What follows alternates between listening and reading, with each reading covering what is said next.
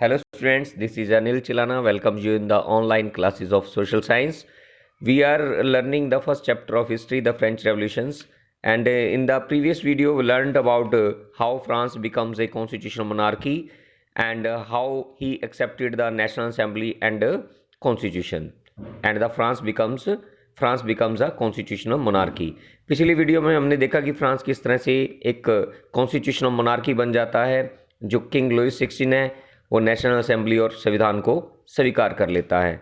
और in this video we are going to study with reading political symbols. We are going to read some important symbols of that time.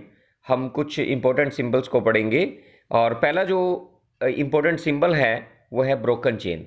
As you know that chains are use to fetter slaves. जैसा कि आपको पता है कि chains का प्रयोग किस लिए किया जाता है, गुलामों को बांधने के लिए और उनको कैद करने के लिए प्रयोग किया जाता है। और अब broken chain stands for the act of becoming free, यानी जो टूटी हुई चेन जो होती है वो एक्ट ऑफ बिकमिंग फ्री का प्रतीक है, यानी फ्रीडम का, आज़ादी का और to act of becoming free का प्रतीक है। नेक्स्ट जो सिंबल है that is bundle of rod. Bundle of rod, one rod can be easily broken. एक रोड को आसानी से तोड़ा जा सकता है, but not an entire bundle. पूरे बंडल को आसानी से तोड़ा नहीं जा सकता। It means strength lies in unity, कि स्ट्रेंथ किस में है, यूनिटी में। और bundle of road is also the symbol of unity.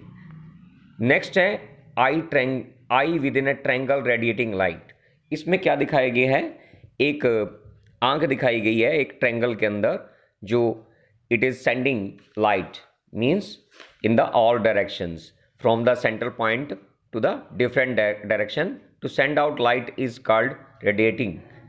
Means इसमें एक आंख दिखाई गई है जो प्रकाश फैला रही है चारों तरफ। The ray of knowledge will drive away the clouds of ignorance. ये किसका सिंबल है, ये सिंबल है कि जो ज्ञान की जो किरण है वो अज्ञानता के बादलों को भगा देगी, दूर कर देगी।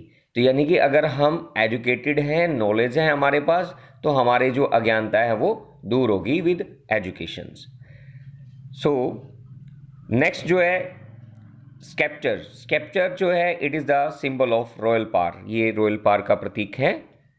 Next one is snake biting its tail to form a ring. Snake biting its ring to form a ring, यानी कि एक सांप जो है अपनी ही टेल को बाइट कर रहा है और एक रिंग की शेप ले रहा है ये। सो ये एक the ring which has neither beginning और नॉर एंडिंग। एक ऐसी रिंग जिसकी ना तो बिगनिंग है और ना ही एंडिंग है। ये सिंबल है इटर्निटी का, ये सिंबल है इटर्निटी का। So next one is Phrygian, red Phrygian cap. This cap was born by slave to becoming free और ऑन बिकमिंग फ्री। ये जो फिजियन कैप थी worn by slave upon becoming free, जब ये आज़ाद हो जाते थे तब ये रेड कलर की फिजियन कैप पहनते थे। Next one is blue white red. Blue white red, ये जो कलर है blue white red, this is the national colours of France. ये जो रंग है ये फ्रांस के नेशनल कलर्स हैं और वुमन इसको डिपिक्ट कर रही हैं। और नेक्स्ट जो है the winged woman. The winged woman is the personification of the law. Actually it is depicting that the people have the power of the law and law has given them or given freedom to the people, and people have winged on their backs and they are flying in the sky with happiness। यानी कि winged woman जो है वो कानून का प्रतीक है, personification कर रहा है, मानवीकरण कर रहा है कानून का, यानी कानून को दिखाया गया है। और कानून ने उनको क्या प्रोवाइड किया है, लोगों को फ्रीडम दी है और लोग उनके मतलब क्या है, have winged on their backs, उनकी बैक पर पंख लगे हुए हैं और वो खुशी से आकाश में उड़ रही हैं। Means they are very happy after getting law. कानून प्राप्त करने के बाद they are feeling happy. Next जो है the law tablet. Law tablet is law is same for all and all are equal before it. यानी कि कानून सबके लिए समान है और कानून के सामने सब एक जैसे हैं। कोई अमीर नहीं, कोई गरीब नहीं, सब लोग इक्वली ट्रीट किए जाएंगे, चाहे वो किसी भी कास्ट या किसी भी जात पात से बिलोंग करता हो। They are all equal.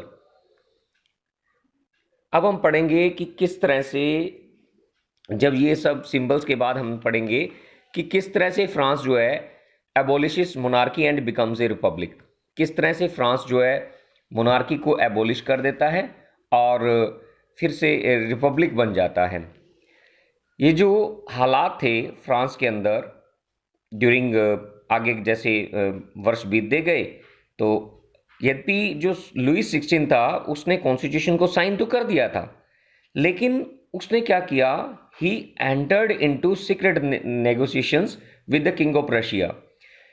उसने रशिया के राजा के साथ गुप्त रूप से एक समझौता कर लिया, क्योंकि जो नेबरिंग जो किंग थे दे were also worried.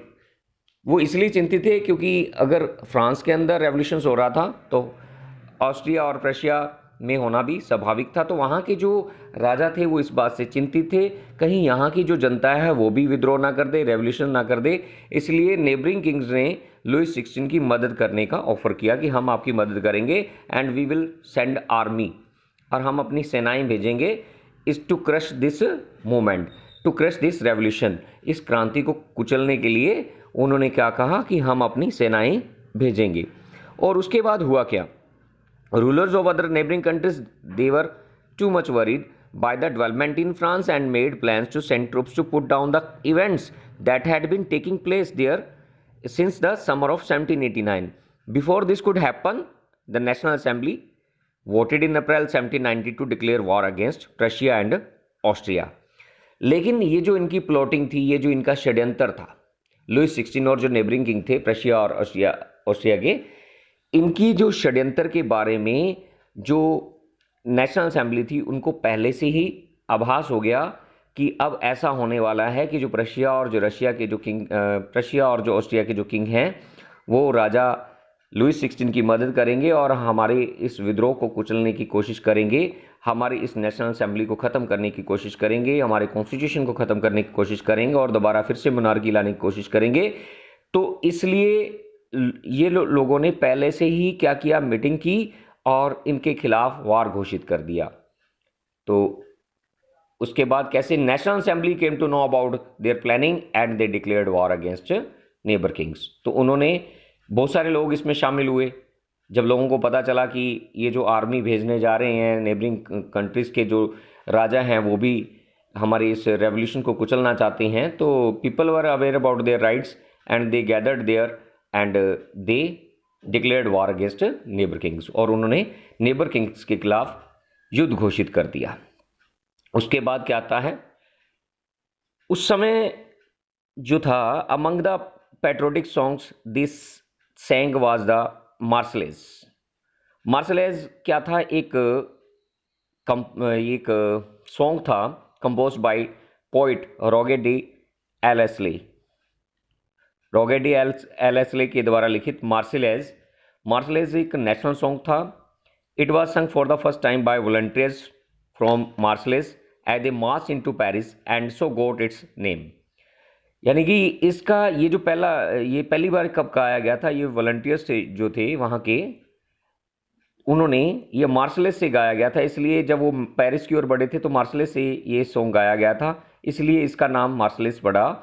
मार्सलेज is now the national anthem of France. और मार्सलेज जो है अब नेशनल, मार्सलेज जो है वो क्या है, अब नेशनल एंथम है फ्रांस की।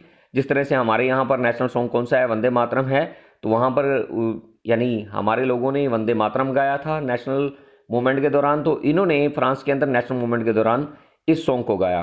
कौन सा, मार्सेलेज, जो एक नेशनल सॉन्ग बन गया, नेशनल एंथम बन गया। और ये किसने लिखा था, ये से इम्पोर्टेंट है, इसे नोट कर लेना। ये पोइट जो थे रोगे डी एलेस्ले थे, उन्होंने ये लिखा था।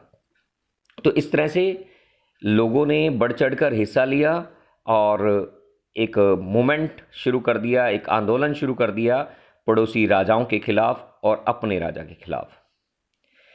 While the man were away fighting at the front, women were left to cope with the task of caring, earning a living and looking after their families. यानी कि जब पुरुष तो फ्रंट पर लड़ने के लिए चले जाते थे, पीछे जो औरतें थी वो पैसा कमाने का काम भी करती थी और अपने परिवार की देखभाल करने का काम भी करते थे। Large sections of populations were convinced that the revolutions had to be carried further as the constitution of 1791 gave political rights only to the richer sections of society.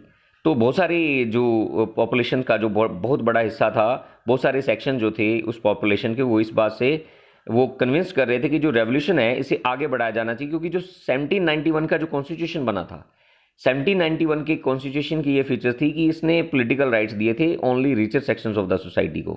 Political clubs जो थे एक इंपॉर्टेंट रैलिंग पॉइंट बन चुके थे लोगों के लिए, who wish to discuss government policies and plan their own forms of action. यानी कि जो पॉलिटिकल क्लब वहाँ पर उस समय भी क्या थे, पॉलिटिकल क्लब थे। पॉलिटिकल क्लब के अंदर क्या होता था, मेन किस बात के ऊपर चर्चा करते थे, ये चर्चा करते थे कि कैसे गवर्नमेंट बनेगी, how to run the government, how we can achieve the success, यानी कैसे हम सफलता प्राप्त करें। So the most successful of these clubs was that of the Jacobin club.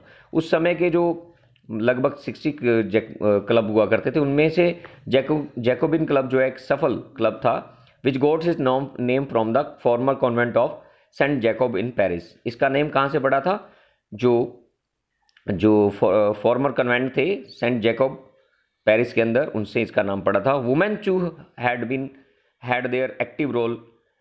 इस पीरियड के दौरान औरतों ने भी, women participated in active manner. और आपको याद कराना चाहूँगा कि जो